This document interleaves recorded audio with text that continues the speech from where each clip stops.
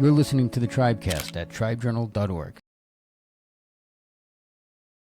Okay, we're here with Naomi Kahn, the director of the international division at Regavim. If anyone doesn't know, Regavim is very active in policy, law, in the state of Israel, in the courts, in the Knesset, and primarily focused on Judea and Samaria, aka the West Bank. Wonderful to reconnect with Naomi because 5 years ago was probably our first outing, and she's been a wonderful entranceway into my firsthand knowledge of Judea and Samaria and the issues that surround the Palestinian-Israeli conflict, and along with that, the tremendous misinformation that exists in the public in Israel, also on the international media. And so we're very happy to have you here, Naomi. Thank you for joining us. And today we're going to be talking about a very big watershed moment that happened just recently this week. There are these junctures in time that you can point and say, that's a turning point. Usually you can only say it in retrospect, but here we can say it actually in real time. A very, very major decision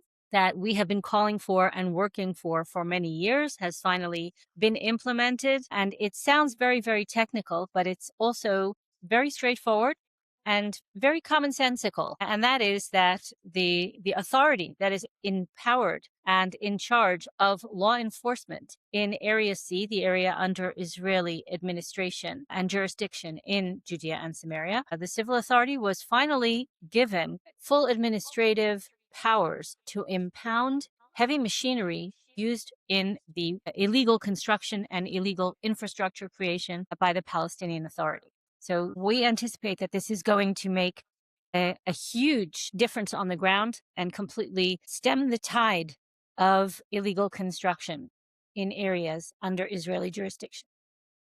Why is this different than what's been happening in the past? Why is this the big watershed moment? Well, maybe you can give us, before we jump into there, maybe give us some context for our newcomers to the show. Just give us a little context about some of the stats and facts. Give us context about Area C. Give us context about illegal construction. Let's start there. What is Area C? Just so I'll try to basically, if you're already an expert, in Oslo, then you can skip forward. But tell us a little bit about Area C, A, B, and C in the Oslo Agreement. Okay, so the Oslo Accords were signed in 1995 as a means of empowering the Palestinian Arab population of Judea and Samaria to create some sort of autonomous self-rule so that they would have less contact with Israeli authorities, less contact meaning less conflict, with an eye toward creating the basis for peaceful coexistence. Whatever you thought of it at the time is one issue, but over time it has proven itself to be a complete failure. And we at Regavim believe that it should be repealed. Unfortunately, the Palestinian Authority came to that conclusion in 2009 and announced that it was no longer going to honor the Oslo framework, but the State of Israel has held itself to that framework ever since because that is international law. Until something, an international agreement or a statement of law it replaces it, the Oslo Accords are international laws. You're referring to the Fayyad plan. Anyone wants to Google that, Fayaad was Salam Fayyad. And I think we spoke about that on one of our outings, our documentaries years ago, which is crazy because I've been in Tel Aviv with some, Harvard-educated lawyers and very active political players, and they never heard of the Fayyad plan, which is absolutely mind-boggling. And maybe just tell us a little bit more about that, so we can. It's not secret. The European Union actually published it. It's on the European Union's website. It is public knowledge. The European Union, 11 months after it was launched in 2009, officially adopted and has continuously supported the Fayyad plan of de facto Palestinian statehood and creating a Palestinian state through construction, infrastructure, and other on-the-ground changes. But let's go back a bit. What did the Oslo framework actually do? It divided the territory of Judea and Samaria into three regions, areas A, B, and C, as they're known. So Area A is under full Palestinian Authority. Well, one step before that, the Oslo framework actually created the Palestinian Authority, created what was supposed to be a a secular elected representative body of the Palestinian Arab population of Judea and Samaria, and empowered them to do policing within the areas under their jurisdiction, to handle all civilian matters in these areas, including education, welfare, healthcare, sewage, garbage collection, paving roads, and issuing building permits, and essentially creating national civil living conditions for the population under its jurisdiction. So Area A, Government. government, yes, governance, actually. So Area A is under full Palestinian Authority control. That means that the Palestinian police are the ones who enforce the law there, as it were. And Area B is under full civilian Palestinian Authority control, but the State of Israel maintains peripheral security jurisdiction because those areas abut or are surrounded by areas where there are Jewish communities, or they're on the seam lines of Israel, sovereign Israel. And Area C was placed under full Israeli jurisdiction. At the time that the Oslo framework was created, the land that was placed under, and it was a series of accords, I'll jump to the end of it, there's approximately a 60-40 split. 60% of Judea and Samaria was placed in as Area C under Israeli jurisdiction, and 40% was placed under Palestinian Authority jurisdiction. That's areas A and B combined. To date, 70% of areas A and B, the areas under Palestinian Authority jurisdiction, almost 70%, 67.5% actually, are empty, available, and should be used to develop housing, commerce, industry, infrastructure, sewage treatment plants, water pumping stations, all the things that make life livable. Instead, the Palestinian Authority, which is the largest per capita recipient of foreign aid in the world, has used all of its resources to try to physically take over Area C.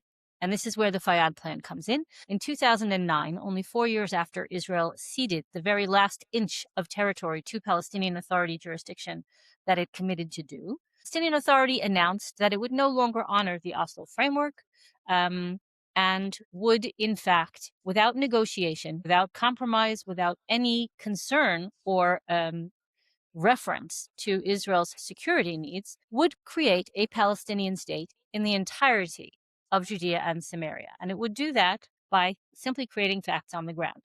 This is a violation both of the letter and the spirit of the law. And strangely enough, the governments or the international bodies that signed onto the Oslo framework as witnesses supported this gross violation of laws. That means the European Union spends tens of millions, hundreds of millions in assisting the Palestinian Authority in this de facto annexation.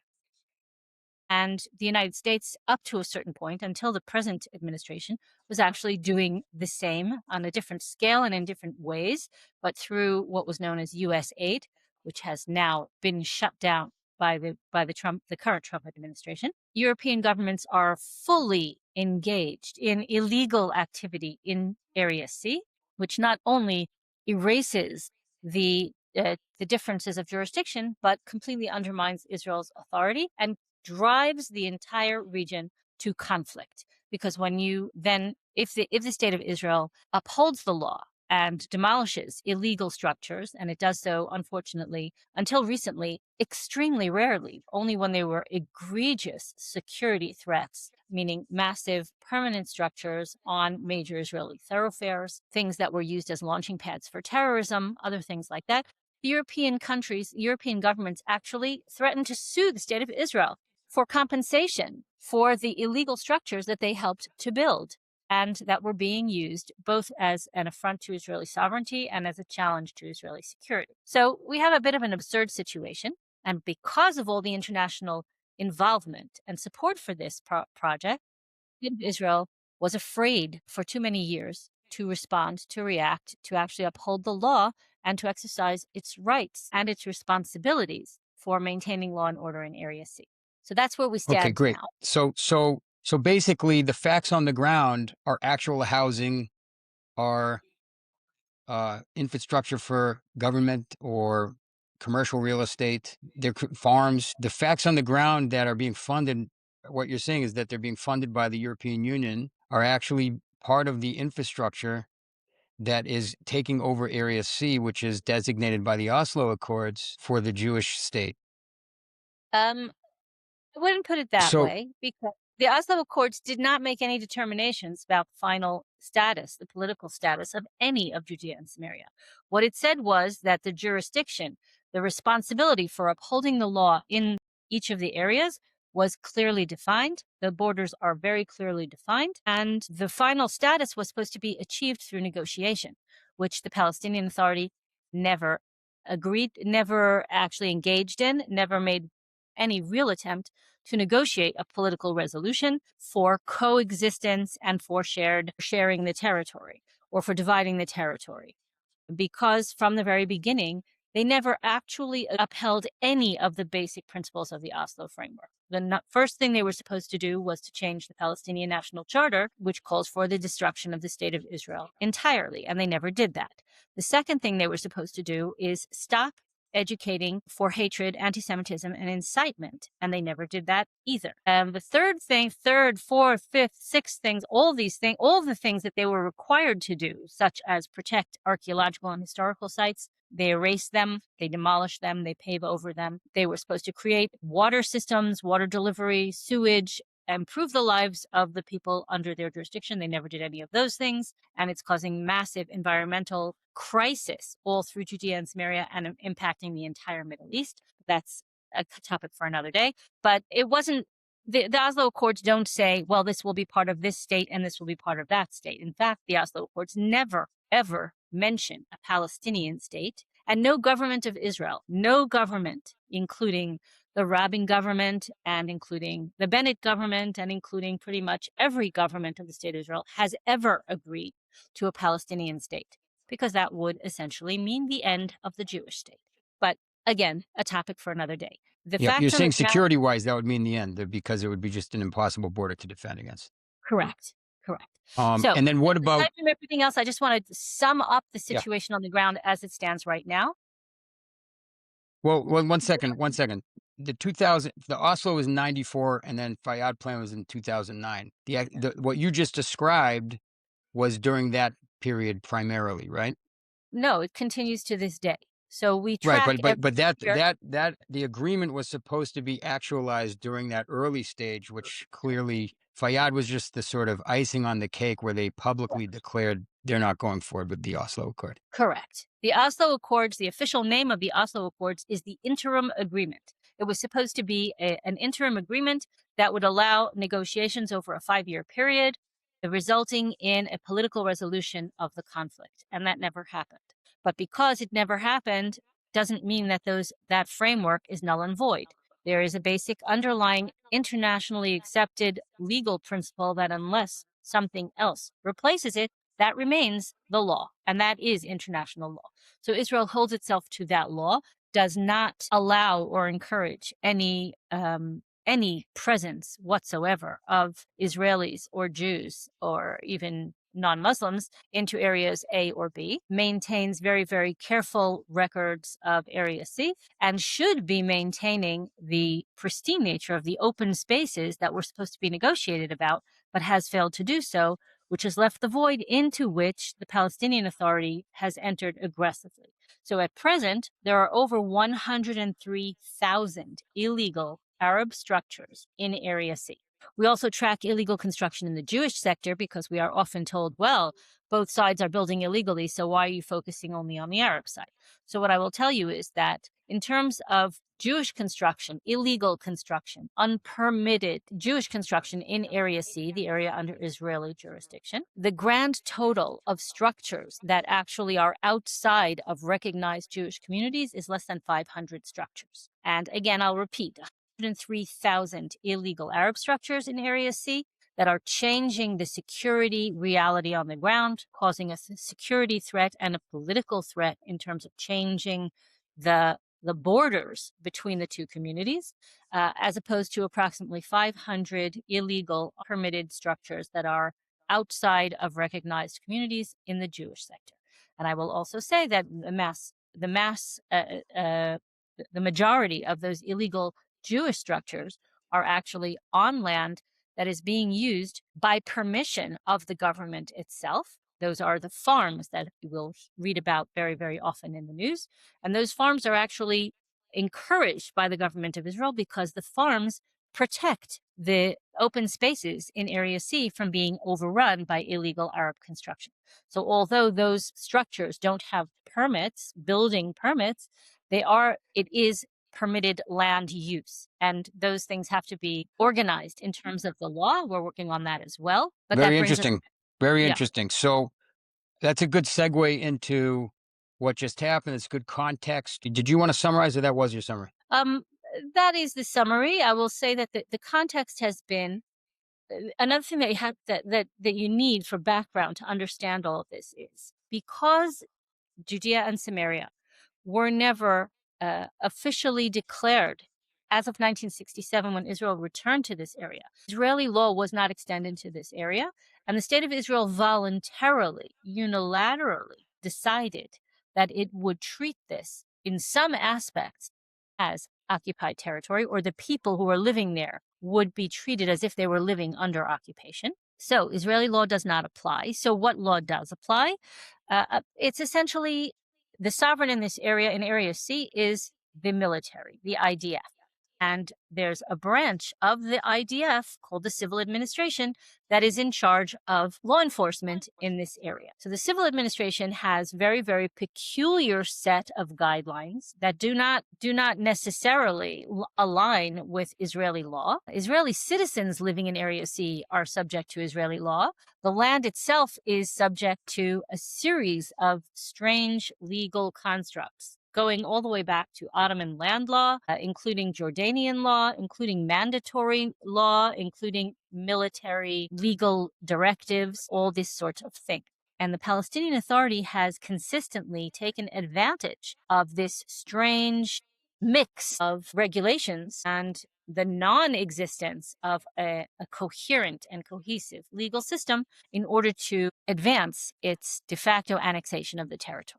That's what leads us to today's topic, which is this new military order, which we have been looking for a long time. It was approved by the state attorney. It was approved by the military attorney. It was approved by every legal institution in Israel. It is within the purview of the commander of Central Command, who is essentially the sovereign of Area C, to make regulations that will enable law enforcement to be more efficient. And that's what this particular this particular order is all about. Okay, so tell us about that. Let's get into it. That was a good overview. I mean, I would love to like double click and understand at least 10 points that you elucidate on. But because of time, I think we're about 20 minutes in. Let's jump right into the breaking Oh, news, this watershed moment, and we'll have to save a lot of the deep diving on the history and the context for another correct. day. So in short, we have essentially the Palestinian Authority de facto state building, facts on the ground, which means that comes in the forms of residence and commercial and governmental, the Palestinian Authority governmental construction, and it's funded by the EU. It is in conjunction with the EU, and the EU is a part. It seems, from your perspective at least, that the EU is actively fighting Israel's participation, not just in all of anything, but specifically in Judea and Samaria. And this has been from the Israeli government's perspective, which in some ways gives Regavim a reason to exist, has been a very passive allowance to the Palestinian Authority to build out all of this construction and allow the members of the Palestinian Authority society to essentially grab land. And in the meantime, it sounds like there's Regavim has counted over 100,000 illegal constructions on Area C alone, while there are quote unquote unpermitted constructions on the Jewish side in the number of only 500 that Regavim has counted. And so that creates an interesting dynamic, and that sort of justifies the farms from the government's perspective. I'm saying the passive approach of the government has, even though it's so passive, has allowed the farms to defend the land to prevent this takeover. And now we're We're seeing this week a totally different approach to defending the land in Judea Samaria. This is obviously the culmination of a lot of work from organizations like Regavim and others. Tell us about why this is so high impact in terms of shifting both the narrative and the approach of the government to defend the land, at least in Area C. So before I get into this specific issue, I'd have to correct something that you said. The passive approach was actually has seen a major turnaround over the past 2 years. This past year, illegal Arab construction in Area C was slashed by over 50%. Is this a, just clarify for us, is this a post October 7th? Nope, it began before October 7th. Well, it began with the creation of the Settlement Administration inside the Ministry of Defense. This was one of the basic demands of the Religious Zionist Party when it joined the coalition. Bezalel Smotrich was placed in charge of creating an administration to address civilian issues in Judea and Samaria. First of all, the first steps that were taken by that administration were to streamline and make more efficient all of the processes having to do with permits for Jewish construction inside the communities. This government has registered more state land to state ownership in Judea and Samaria than have been registered in the past 30 years. This government, through that administration, is revolutionizing the approach towards the rights of Jews and Israelis and the state of Israel in Area C. But that's all offense. That has finally turned from a defensive position, which was completely ineffective and extremely, as you mentioned, let's say, I wouldn't even call it reticent, I would call it practically non-existent, and has now gone on the offensive. So illegal construction has been slashed by, as I said, around 50%. New illegal construction starts are way down and demolitions are way up. So for the first time in 2025, for the first time in over 30 years, there were more illegal Arab structures demolished than there were built. And that is a major turning point, a sea change, really. And I just want to interject one thing. I got to give a little bit of credit where credit is due. Whether you love them or you hate them, there are groups that have been, maybe it's amongst these 500 quote unquote illegal buildings that are throughout Area C, but there are groups that have certainly contributed. It's civilians that have defended their own land and land that was slated for different communities, and they have gone out and protected their land from this type of encroachment on Area C and on actual municipal land. And that's something that we can't leave out. These are people that are literally living on in tents sometimes. And I just want to give a big shout out to those people who are, playing a strong role in this outcome that you just described. So statistically, we do more than just give them a shout out. We actually map out the land that is registered for legal use. We protect that land in court. We support the people who are doing exactly what you said by representing them in court and training them in legal methods of land protection and monitoring and all of those things.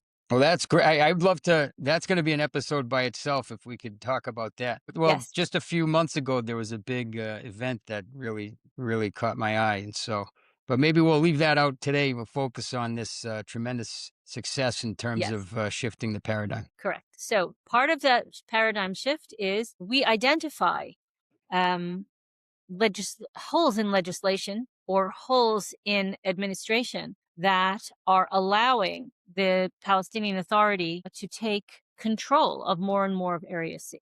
So, for example, on the legal front, we have been fighting for years, and hopefully this will come to a first reading in the Knesset, or it's actually come to a first reading and has to go to the next stage of legislation, and that is to repeal racist, anti-Semitic Jordanian laws that are still on the books that the state of Israel continues to uphold. For example, it is illegal for Jews to purchase land in Judea and Samaria.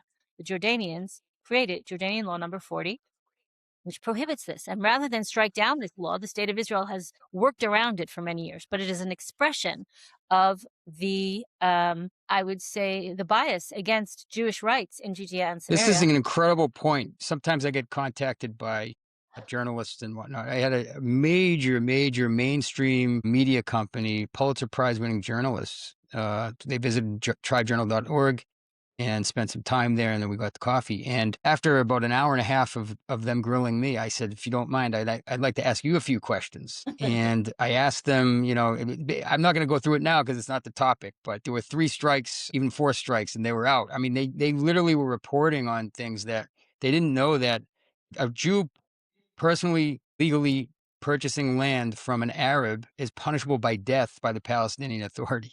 And, Correct. I've fact checked that by talking to Arab store owners and people. And it's incredible, the amount of ignorance. There are literally Palestinian Authority civilians that are spending time in jail right now.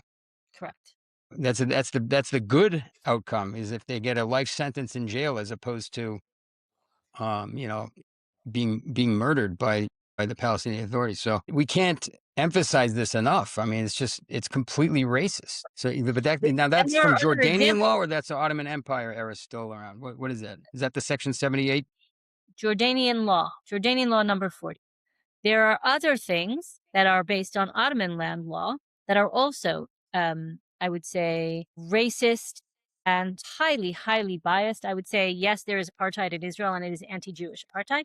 For example, Ottoman land law, which was eventually abandoned by the Ottomans themselves, but they didn't have time to replace it with anything else. Ottoman land law has in it a clause that if you use a piece of land for agricultural purposes for a certain amount of time and no one objects, you get user rights to that land. It can no longer be considered public property. The Palestinian Authority has been taking advantage of this clause. The Supreme Court of the State of Israel decided at a certain point that only Arabs could benefit from this clause, which is itself a racist decision. A topic for another day about the Supreme Court of Israel's culpability in so much of the problems that we have today, but that's a different story. But the Ottoman land laws clause has allowed the Palestinian Authority to commandeer hundreds of thousands of dunams of open space in Area C simply by planting, or even not even planting, but plowing the ground. And the civil administration simply ignored this. And the application of Ottoman land law here has cost us all very dearly. So that's another thing that we have identified. Unpack just in one sentence or two. What do you mean by civil administration? The civil administration is the arm of the IDF that is essentially responsible for law enforcement in Judea and Samaria. So the civil The border police that tear down the settlers' illegal stuff, and No. that's not.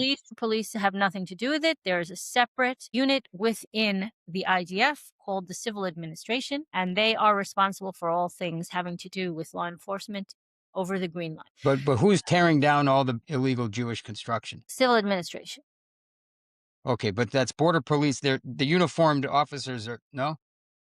Those are IDF. separate. Those are separate uniforms. Oh, okay.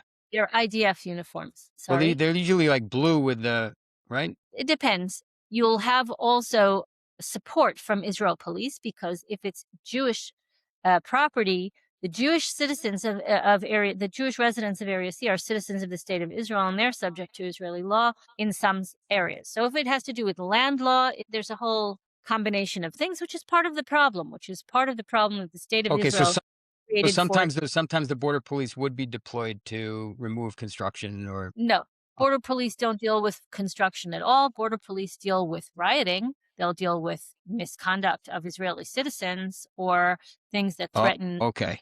That's why they might be called to that scene.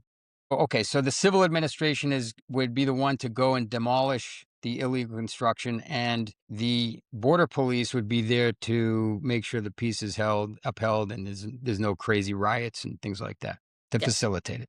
Right. Okay, great. Thank you for clarifying that. Okay.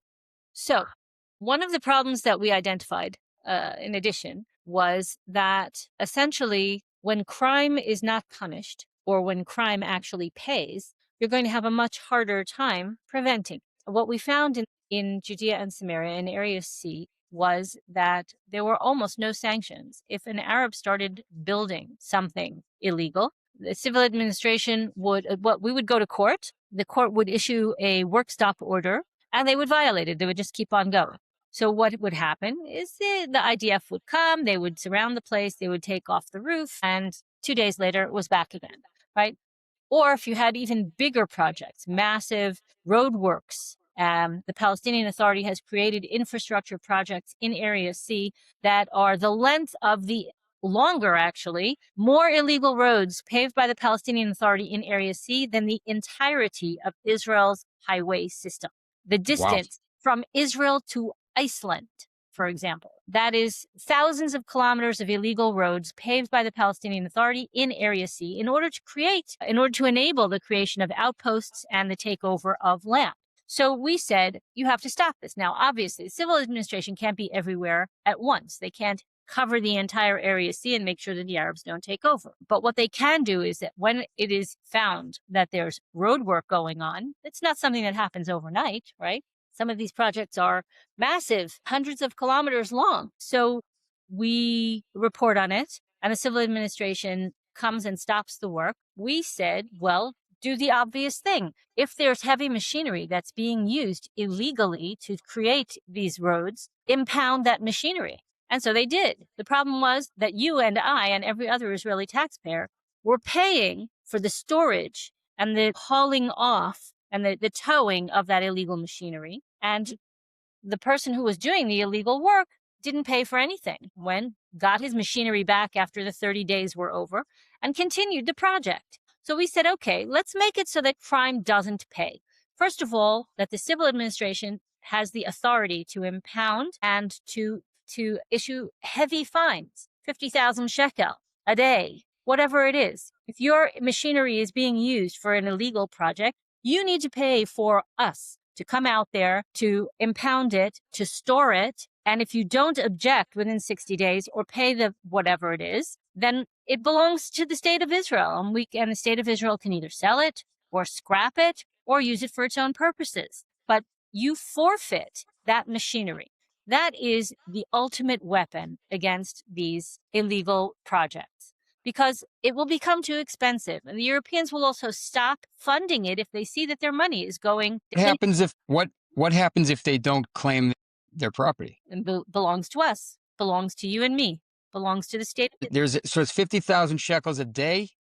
Well, they after, haven't like, they haven't come out yet with the scale of fines, but there were no Okay. fines until now. So now they were but empowered by law. it's just like most fines where like my bank fees, where Yeah. if I don't use my account, they just sort of give me a monthly fee and then all my money's gone. So too, Correct. if they don't claim the property, then the fines will act as a mechanism of confiscation. Is that right? It's even worse. I think there was a 60-day limit placed on those unconfiscated machinery if it is not claimed and the offender does not pay the cost of the towing, impounding, and storage within 60 days. It's automatically forfeited.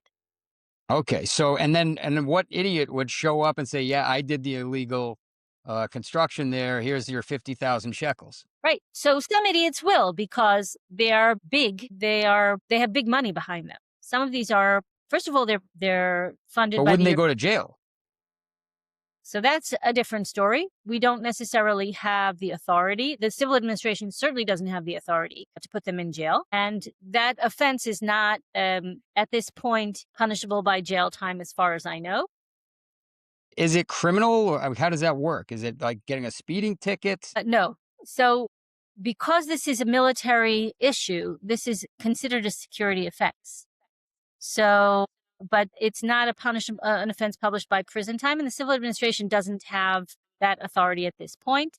So it's a slap on the wrist for 50,000 shekels. It's not a slap on the wrist. It's a major, major economic setback, which will make all of this illegal activity simply not worth the expense. And Okay, it's a deterrent to the money, funders, basically. The yes, funders of this illegal activity are going to be deterred because they're just burning their money for no reason. it's two things. It's number one, physical deterrence, because if you don't have your tractor and you don't have your backhoe and you don't have your drilling machinery, you can't build, right? And if the state of Israel takes that machinery away, you don't have the machinery to actually carry out the project. And then it's the funders. Now I can tell you, and I don't have a signed statement on this, but I can tell you that the European Union is going to stop funding these types of things if they know that eventually their money is going to end up in the hands of the state of Israel.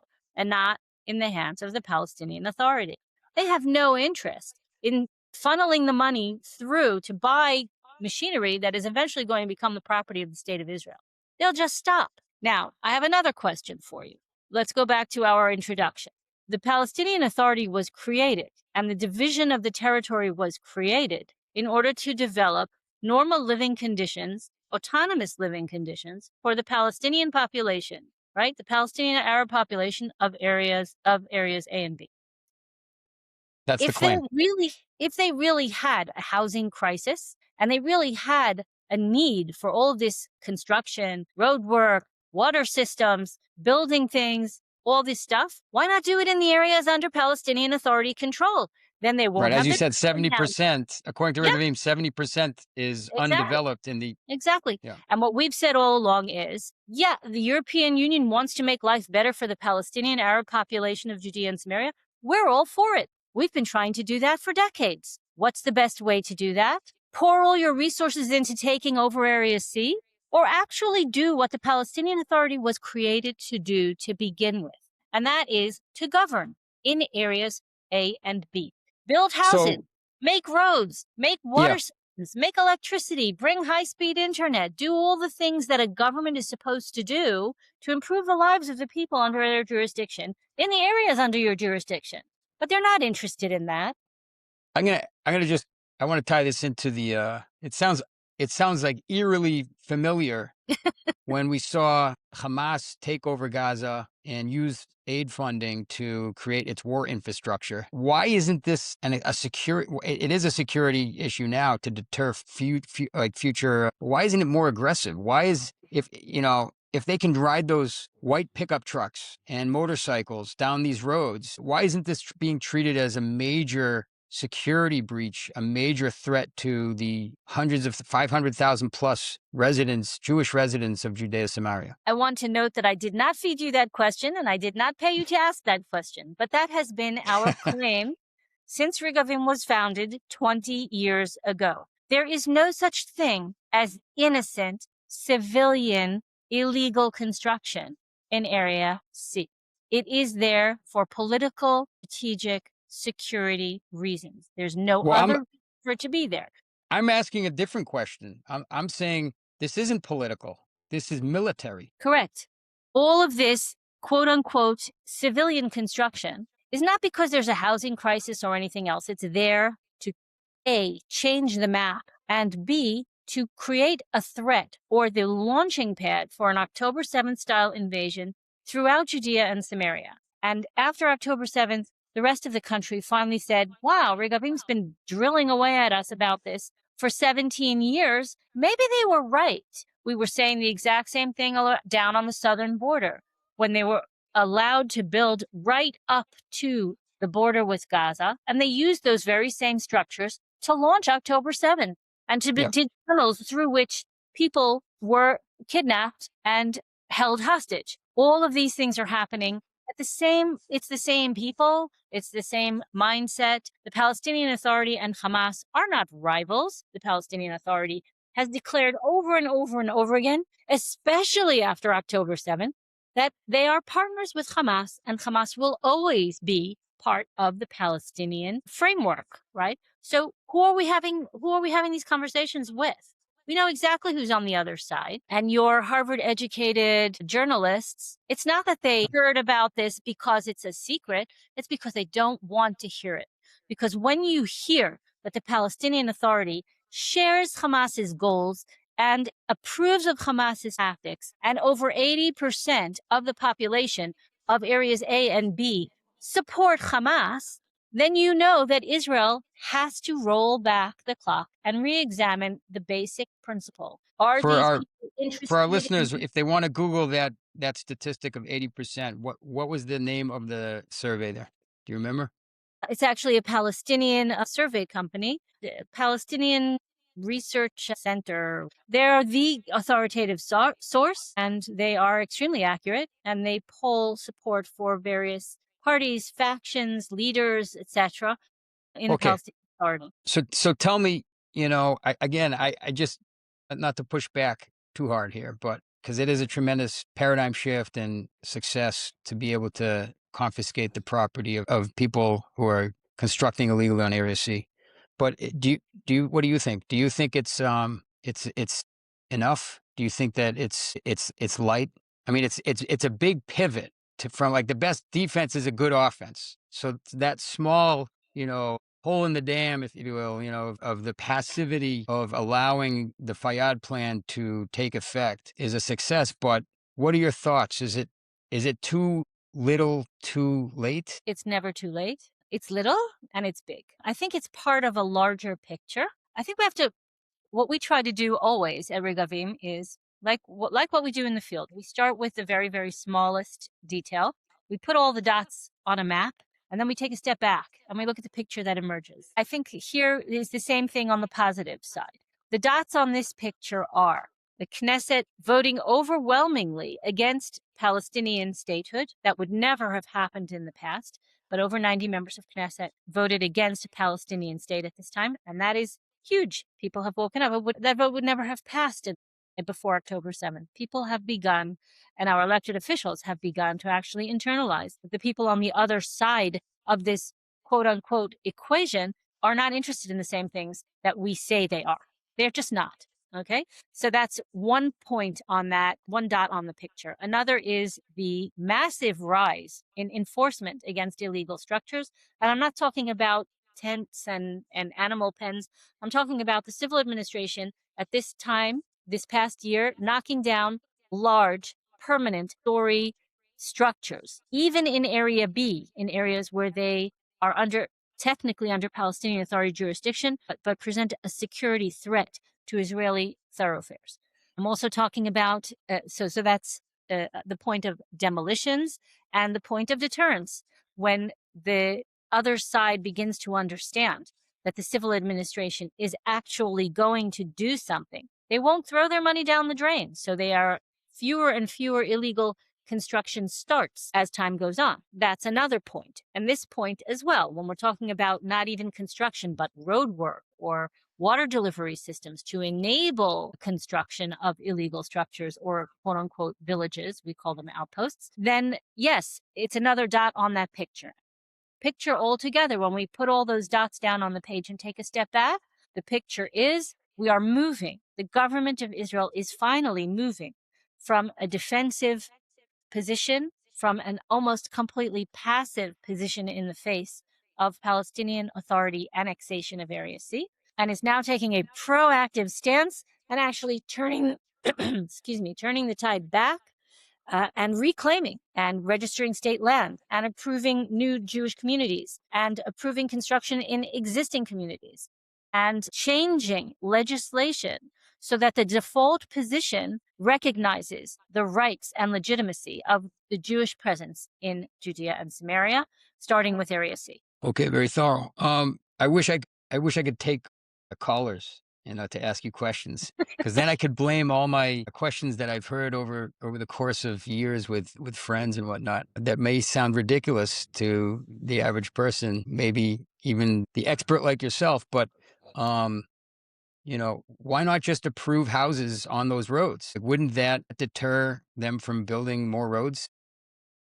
Well, In other the words, if roads. there's like for every kilometer, or every 10 kilometers will be 1,000 houses, starting a new community where they built the road to. So there's a few things. First of all, the Palestinian Authority creates these roads, most of these roads, in areas that are vital for the environment. So we're talking about desert areas, we're talking about nature reserves, we're talking about in between, the valleys in between Jewish communities. We're talking Well, one about second. I just have to inquire there because I pay a lot of rent where I live. There's an affordability issue in Israel. It's not a housing crisis because of supply. There's a surplus of supply. Houses everywhere, but not a leaseor to rent from, or an affordable house to live in. I guess it's all relative. But anyways, you go out to visit these communities in Judea Samaria, and you're just like, what in the world is going on here? Like, there's land everywhere. It's just completely empty. You have your occasional abandoned Bedouin tents and huts and stuff. You have once in a while, you have a palace on a hill. one palace on like an entire, you know, it's Correct. crazy. You see just like land Correct. everywhere. And now You're there's not roads. They're imagining. building us. We had that outing with the Chevra Knesset, the members of the Knesset to Yes. the with the Israel Land Caucus, and I was just Yes. blown away. Like these people are building mansions, and the Correct. roads are built, and it's just Correct. like, why are we allowing them to stay there? Why isn't there more aggressive a stance on that? There are Jewish people in Area C living not far from there. They're grabbing 10 towns, while the towns next door are forced to go through some sort of arduous approval process that makes the media, if there's 4,000 approved, that was like a huge accomplishment. Yes. 4,000 new houses? Like, Correct. it's mind boggling. I Correct. don't get it. I don't get it. Like, what is going on? What? We need to talk about that as well, but I will tell you in a nutshell. First of all, your impression is not incorrect. The sum total of the Jewish presence in Area C, the area under Israeli jurisdiction, the sum total of land taken up by Jewish construction, legal, illegal, everything combined, is less than, hold on, less than 2%. That means almost 98, more than 98% of the territory of Area C under Israeli jurisdiction is empty. That's breaking news, because I heard 3% from someone else. It was a Incorrect. 3%. I mean, we're arguing about like a 1, 2, or 3%. It's Correct. absurd.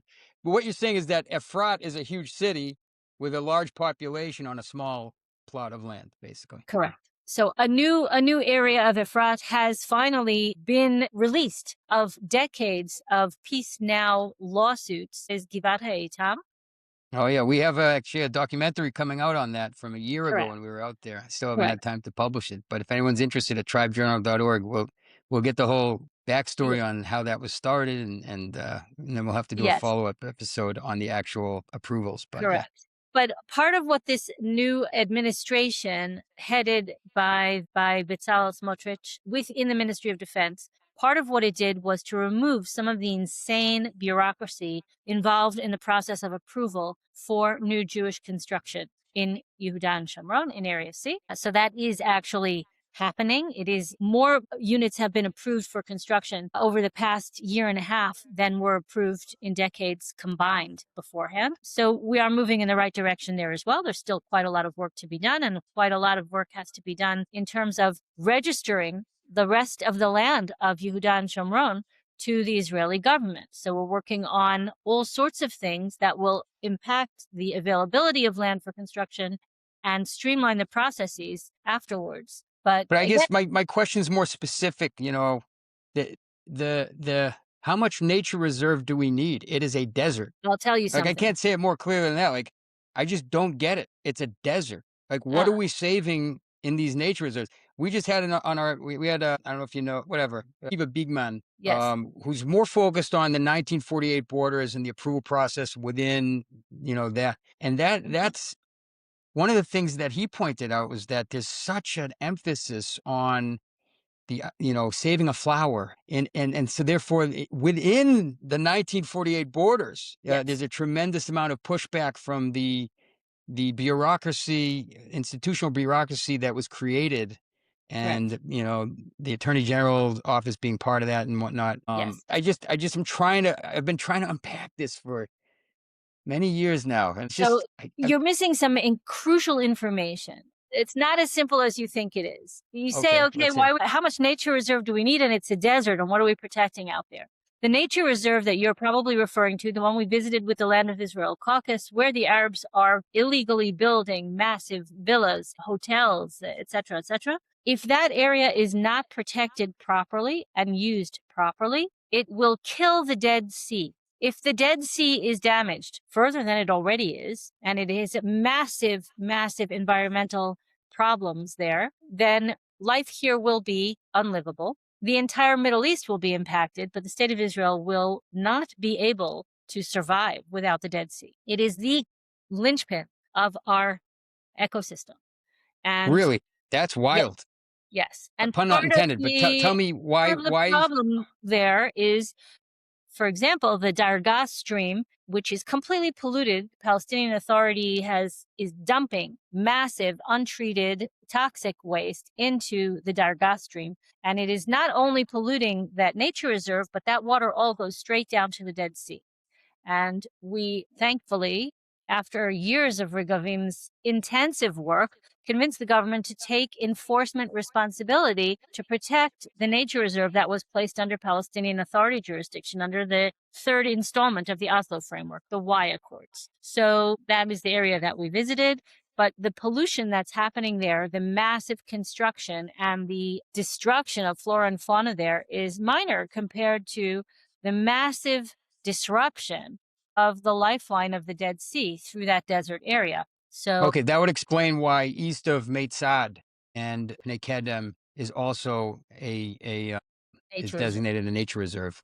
Al Shayukh is an Arab community there, and they've been encroaching on that particular area, correct. that nature reserve. I thought it was more of a defensive tactic, so to speak, to give a non-settled area to give the Israelis an opportunity to defend the nature reserve, as opposed to, I thought it was an excuse basically to just keep, people It's at not bay, and so that it's not just this takeover that we see. No, it's not an excuse. The state of Israel, when it created IDF training grounds after the agreement was signed with Egypt, and we lost all of our Sinai training grounds, we had to relocate. So what did they do?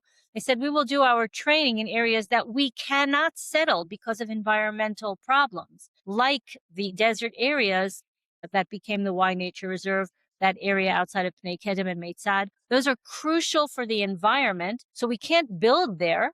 So we'll use them for live fire training exercises, which don't pollute and don't harm the atmosphere or the environment or the wildlife. So it's a double use. Those nature reserves are also IDF training grounds. They also are a security belt for the Jewish communities in the interior, but that's not the main purpose. It's not just to leave this sterile zone. That sterile zone needs to be protected because of environmental concerns. So the double use as IDF training grounds for navigation exercises, Israel Air Force training, flyovers, target practice, etc. All of those things are double use of areas that cannot be used for construction and settlement. Okay, so it sounds like we're going to need to develop our ability to build homes without polluting the environment.